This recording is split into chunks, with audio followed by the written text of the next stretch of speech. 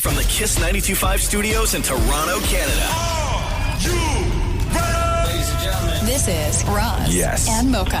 it's Roz and Mocha. What's going on? Hey guys, this is Bruno Mars. This is Selena Gomez. The Chainsmokers. Lady Gaga. Calvin Harris. Celestia Cara. This is Ed Sheeran. You're listening to my boys Roz and Mocha. Roz and Mocha. My boys Roz and Mocha. The Roz and Mocha Show.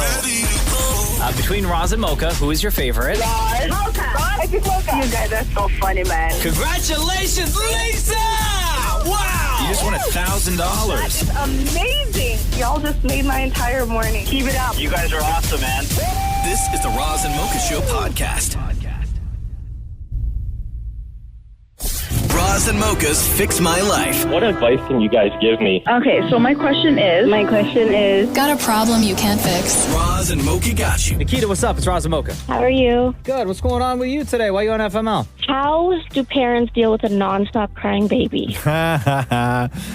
Nikita, you wrote us this. Hey, Roz and Mocha, fix my life. My 13-month-old son cries 95% of the day, and he's been like this since birth. And no, he's not a colic baby. It's so exhausting and frustrating at times. Oh, damn. First of all, congratulations on your bundle of joy. Oh, yeah, thank you so much. Why does he hate you so much? No, I have no idea. Don't listen to him, Nikita. I really don't know. I also have a 4-year-old. Yeah. So did you go through this the first time with the 4-year-old? No, I did not. He's completely different. It's like a whole new experience with him. Everything he does is different. Okay, so he's just like crying. Doesn't matter. You could change him. You could feed him. He could sleep. Whatever. Yes. Yeah. Yes. Okay, and then you've brought, like, the doctors say what? Nothing's wrong? Nothing is wrong with him. Perfectly healthy baby. Perfectly healthy baby. He was a healthy baby born, everything. He's just cries nonstop. Right. Does he get enough sleep? No. No, because he's crying. Do you have him on like a routine or anything like that? No. Just like whenever he falls asleep, he falls asleep. Basically, I've tried a routine. It just doesn't work. And now I'm back to work and it's just so hard. Yeah, it's stressful. My husband and I are so exhausted. There has to be something. I don't know. I mean, a 13-month-old isn't pissed off at things, you know. Like he's it's not out of anger or frustration, or I don't know. To me, I would maybe go back to the doctor, talk to the doctor again, say it doesn't seem normal. This is like a 100% almost of the day where it is just crying. Like that's I've had this before. Like I've had a kid before, wasn't like this. I know all kids are different, but there's got to be something going on because it's impossible to even build a schedule with this, even when to feed him and when he's sleeping and all this stuff. I would go back to the doctor and just really, really articulate that this is not it doesn't seem normal to you. So, Nikita, I'm going to say something right now, and I know a lot of people have opinions about this, right? Because we only have one, right? Cruz. Mm-hmm. And when he was young, same thing, Nikita, he was crying a lot. Okay. So someone had said, hey, have you tried sleep training? Up until that point, I had never heard of sleep training, never knew what it was.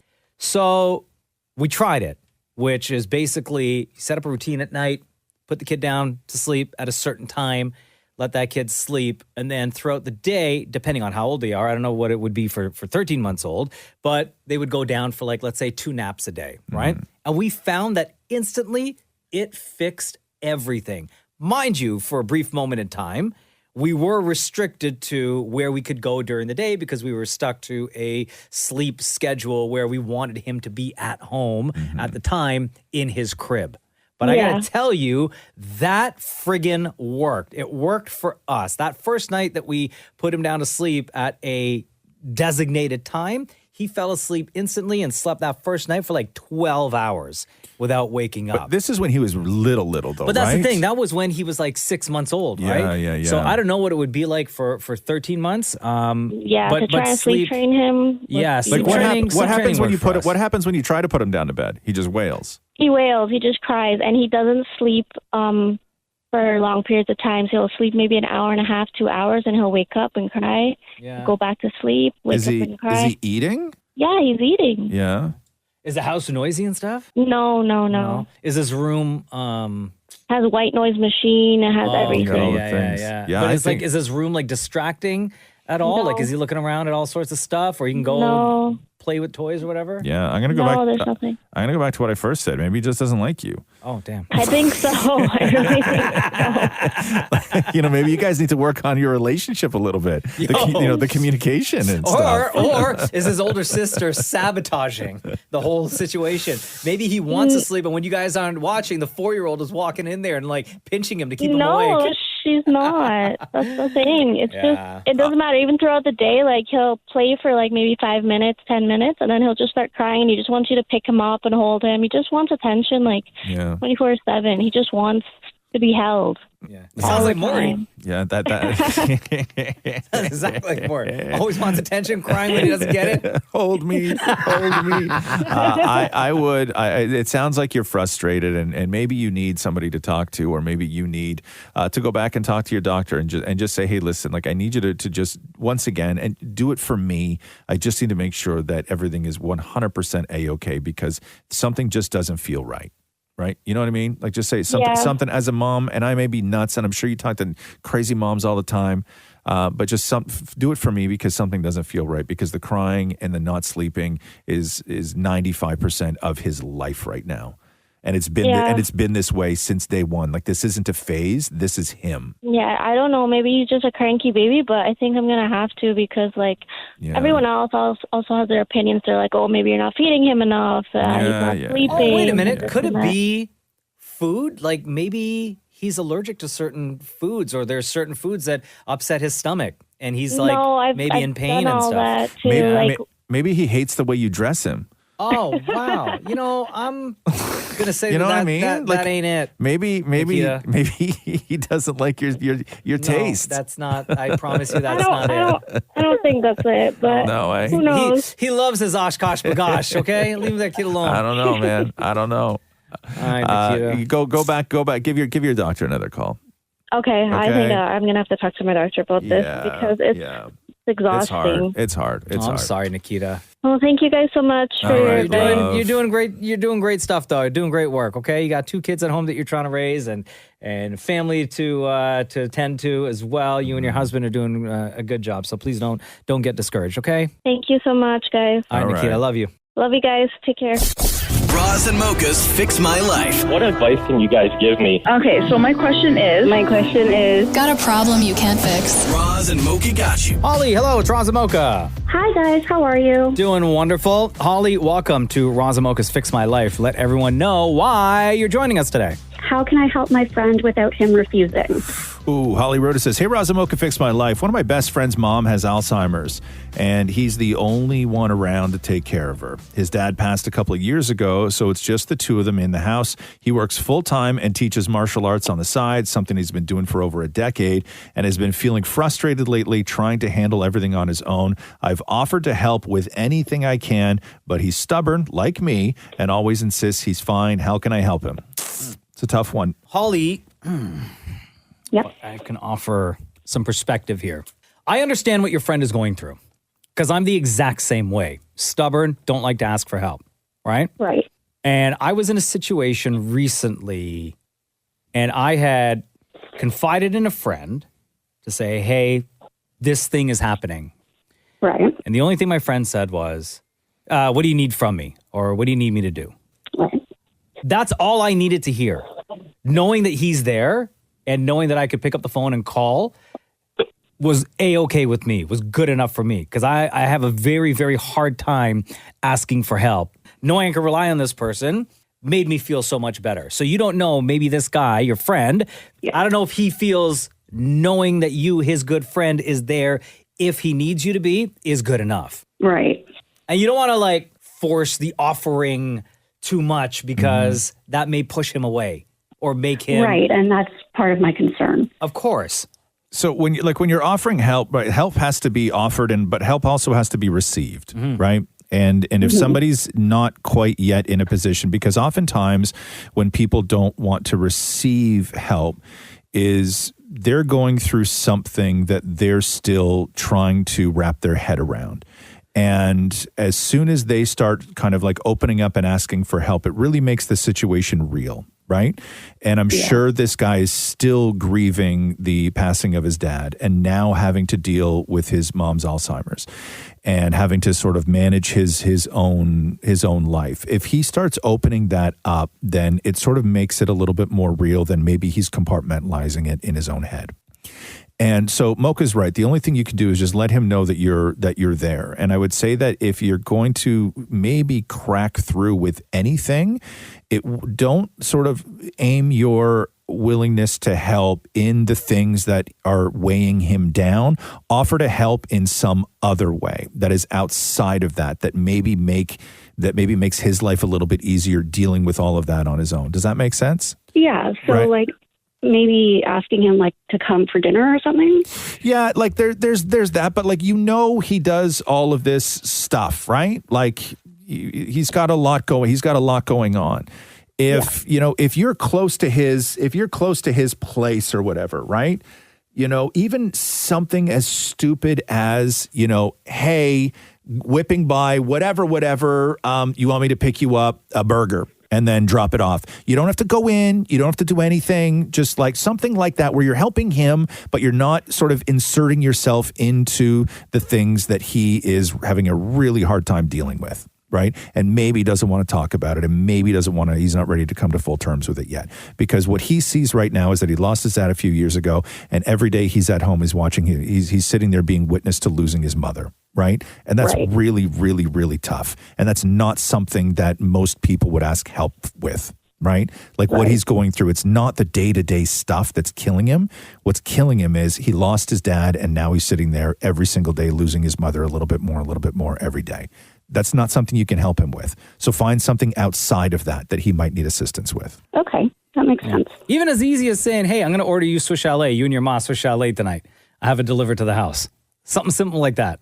Yeah, I think that's really all you can do right now, unless he's ever in a position of where he needs to bring in, professional help into the house to help with the mother. And, maybe he can't afford that. And I don't know, even something like that, he's probably not going to ask for help. But it's hard. It's hard. It's not just him being overwhelmed. What it is that he's sitting there, losing his second parent in a couple of years. And that's really tough. It's really tough.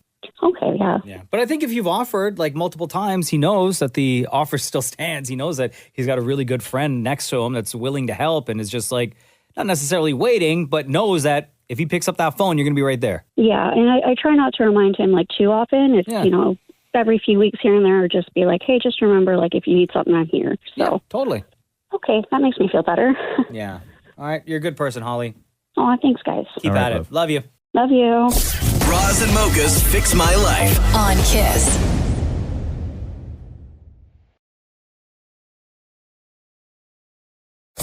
Roz and Mocha's Fix My Life. What advice can you guys give me? Okay, so my question is, Got a problem you can't fix? Roz and Mocha got you. Hello, Miranda. It's Roz and Mocha. This is Fix My Life. We're here to hopefully fix your life. What's going on with you? Why are you here? how do you handle your kids preferring your ex's new girlfriend over you? Oh, damn. Miranda Euro says, hey, Roz and Mocha, fix my life. How do you overcome your ex-husband now having a girlfriend that your kids are having a better time with than they are with me? There's been a few conversations with my son, who is 5 years old, that have said that if he was to choose between me and the new girlfriend, it would be her, and that is completely heartbreaking. God. So how do I adjust to that and become accepting to everything that is going on? Oh my God, I'm so sorry, girl. Thank you. So, yeah, it's been a journey. How long have your ex and the girlfriend been together? I'm not entirely sure the exact date or anything. I just know that the kids have only met her about a month ago, and it's been like ongoing hangout since then. Okay, so we're looking. They're not married. They're not like she's the girlfriend, not the official stepmom yet, right? Correct. Okay. Geez, it's very easy for this to happen, and it happens all the time for the simple reason that you two play two very different roles in your kid's life, right? She gets the freedom to do anything that it takes to get the affection of your son without having to do any of the hard things, right? She's a party. Yeah. She's a party, right? All she is fun for that kid because she doesn't have to discipline the kid. She doesn't have to do the hard things. That's your job. That's your husband's job. But when you're talking about the two women in his life, that's your job. And, of course he's going to feel this way. He's 5 and she's fun and she's going way out of her way to win the kid over, right? That's just, it happens, and it happens all the time in these situations. Yeah, that's true. And I think that because of her role of her job and everything, like she's really super great with kids, and I've heard really great things about her. Yeah. I think the ongoing issue is just, like constantly hearing about their exciting times or, she's putting the kids to bed. And I'm like, oh, I miss doing that, consistently.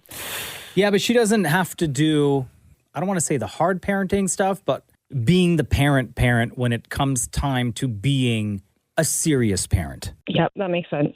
You know what I mean? She doesn't have to play that serious role that comes with being a parent. Maybe she is just that fun, upbeat person around your son at all times. So that's all he sees. Yeah, and I think it's like something new and exciting where they're like, oh my gosh, I can't wait to go back to Dad's house because, she's going to be there. And, I feel like it takes away from my time sometimes too, because it's like, how many more minutes until Dad's house because I'm going to go see her. And it's like, why don't we just focus on like the time that you do have with Mom? But he's 5 though. He's 5, right? And he won't remember any of this when he gets older. Yeah, he's 5, and you can't have those rational conversations with the 5-year-old, right? Because that's a you thing, not a him thing. Because I'll tell you, the alternative to the situation that you have right now is that your ex-husband was dating a woman who was an absolute nightmare that your kid hated. That's way worse. Way worse in the long run. It may pump your tires up a little bit. Oh my God, I miss you so much, Mom. I hate being over there, right? Yeah. That's going to make you feel great, but is what's best for the kid. Yeah. Right? That's true. What's best for the kid. He's taken care of and he's happy. Now, what you need to prepare for, okay, is that let's say that your ex and his girlfriend, this becomes a thing and maybe they get married and everything else. What you get in return is you get 2 houses where your kid is surrounded with love, which is the greatest thing for the kid. What you need to prepare yourself for is that when the kid is a little bit older and they're in a situation where they need help, where they call the stepmom before they call you. Yeah, and that will definitely be tough. Right? It will definitely be tough. However, again, okay, such an unbelievable gift that your kid has people in his life, everybody in his life that he feels that he can turn to when he needs help. Yeah. Okay. That's a great That's point. a good way to look at it. Yep. Like it is because the alternative to that is like your stress level right now. You're stressing over your own place in his life and your own ego and your own feelings and your own heart. Right. That's what you're stressing over right now. You're not stressing over the kid because believe me, as a parent, and you know this. If you were stressing when that kid walked out the door to go see his dad, if that was an unhealthy environment, it would drive you crazy. Right now it hurts. Right now it hurts, but it hurts in a different way. Yeah, it definitely does. But yeah, I do understand your point. Have you built a relationship with this woman yet? No, I have not. Take her for coffee. Oh dear. Go for. Hey, listen, this is a woman who is putting your child to bed. Yep.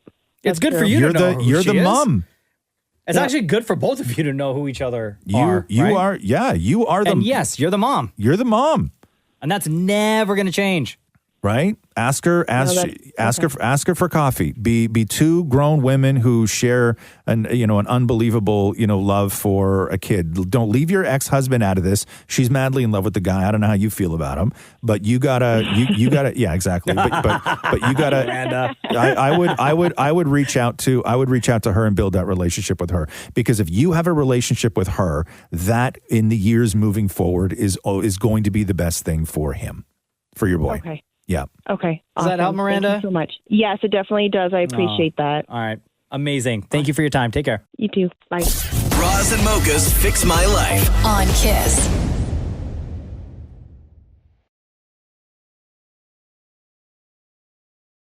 Roz and Mocha's Fix My Life. What advice can you guys give me? Okay, so my question is, Got a problem you can't fix? Roz and Mocha got you. Hey, Prasita. How are you? It's Roz and Mocha. hey, how you doing? I'm good. Good. Why are you here then? What's up? Well, I'm trying to decide if or how to know if reconnecting with my brother is actually worth it. Okay. Priscilla, you wrote, it says, hey, Roz Mocha fixed my life. My brother and I were never super close, but we did have a bond. After he got married, things changed, and a series of incidents led to a major fallout. He cut me and my parents off, sending cruel messages and blaming me for all his problems, even mocking my divorce when he was the only family I had left. It shattered me. Now, 3 years later, he's reaching out because his marriage is struggling and he has a baby. My mom wants me to reconnect, but I can't shake the feeling I was abandoned when I needed him. If I was so harmful before, why does he want me around now? Am I wrong for choosing to protect myself by staying away, even if he needs me? It's a tough spot to be in. So what was the, series of incidents? So, well, a lot of things happened. There's a bunch of incidents that happened between them as a couple and my parents. I tried to get in between and fix it for them because they asked me to. But then at the end of the day, after a few months down the line, I was perceived as the person who was causing all of the issues in their life. And the sad part is that none of these messages came to me, by the way. All of these messages were sent to my parents or my ex-husband, talking about me or how I'm harmful and stuff like that. Does your brother still have a relationship with your parents? Now he does, after he had the baby. How do your parents react to all of that? How are they dealing with things right now? Do they just not talk about it and pretend like nothing happened and move on because it's their son, or have they had a conversation? Well, they kind of did have a conversation, but because they kind of pushed it away or to the side because he's going through stuff right now. So my parents are in that weird position where, it's my son, I feel bad for him, let me just forget everything and try to, be there for him. But I can't seem to be able to do that peacefully. Now, correct me, please interject here, Roz. I think, Prasita, that the only thing you can do right now is maybe reach out to your brother and set up a one-on-one and talk about everything and get his side of things, have him allow you to give your side of things, and literally just talk everything out and clear everything up. And if you do want to continue a relationship with him after that, then that's up to you. Priscilla, are you a family first kind of woman? Yeah. I mean, do you feel that you're sort of family first? Like you hold a lot of value in family and the relationships you have, regardless of how they are currently? Maybe not. I don't think I am that way. You don't? Okay. No. So what you're dealing with now is you're dealing with two people who don't have the family first value, right? So if you did, I would say to anybody else in this situation as well, the one thing you can't do is you can't compromise your own values. Meaning, if you're a family first person and somebody in your life is cutting you out in the family, just because they did doesn't mean you can as well, because then you're compromising who you are, right? So if you want to stay true to your values and you're a family first person and you're in this situation, even if somebody cut you off, if they reach out to you, you be there for them. Okay. Otherwise you're not being you. Right? You're being petty. Right. And that's not who you are in your core. Now, if you're not a family first person and you're okay with not sort of giving the help, then you really shouldn't be that upset when he cut you out of his life. So what you're doing, you're playing this petty game right now of where you're not helping him just because he wasn't there for you, okay? And it's not about the actual sort of the situation and what help is needed. What you're doing is you're wondering if you can say no out of spite. Honestly, no. I think I'm trying to protect myself because of everything that happened. I was upset when he cut me off, but not I could live with it, to be honest, because like you said, I'm probably not a family first person. But at that time I was going through a divorce and I was in a really bad state, right? So I needed help. I really needed him, and he wasn't there. In fact, he put me further down in my situation, and that really shattered me. Now, my thing is that I'm trying not to help him right now or trying to stay away from all of this, because there's a lot of things in that series of incidents that happened that triggered me so much, and I've been through years of therapy now to, kind of set boundaries. So I'm trying to see if it's worth breaking those boundaries this one time just to help him out. What if you get hurt again, though? That's my fear, and that's why I'm trying to ask if it's worth reconnecting. Okay. See, here's the simplest answer, or I guess the simplest question. Prasita, do you want to help your brother? I do. No, you don't. I don't think you do. No, you don't. I think you wish that he would just leave you alone and keep his business to himself, or have him deal with your parents with his problems. You don't want to help him. I think what you're asking, now that we're at the end of this, is that if you're a person for not helping. Sure. Right? And the answer to that question is no. Okay. I guess just move on with your life. Okay, that helps. I think that's what I wanted to hear, whether I am a person or Yeah, not. you're not. How's your life now? Are you doing okay? I'm doing okay. I'm doing great. I have a boyfriend who actually introduced me to Roz and Mocha, so thanks to him, I'm listening to you guys. Yo, marry that man. Yo, where's the accent from? I'm actually from India. India, okay. I moved here 6 years ago. Nice. Oh, nice. Well, welcome to our country. Yeah. Thank you. You hooked up with a very smart man. Yeah, I think he is very smart. He introduced me to you guys like a year ago, and I'm just, where am I? In the podcast, I'm at like 30th August 2019 or something. I haven't even hit COVID yet. Wow. Oh, the COVID years. Oh, no, the COVID years. See, you're about to enter the dark ages, girl. There's some stuff that happened I don't even want to re-listen to. Yeah. Anyway, all the best to you. Thanks for reaching out. Between Roz and Mocha, who's your favorite? So much. Ooh, I was waiting for this. I was so waiting for this. Before I tell you who my favorite is, my favorite, oh God, I like that. My boyfriend actually loves Roz. He's a lot like Roz. Yeah. But surprisingly, my favorite is Mocha. Hey! I love you, Prasita. All the best. Thank you. I love you too. Have a good day. Thanks for listening to the Roz and Mocha Show podcast. Catch the guys live Weekday mornings from 6 to 10 on Kiss 92.5. KISS925.com. Or download the Seeker app.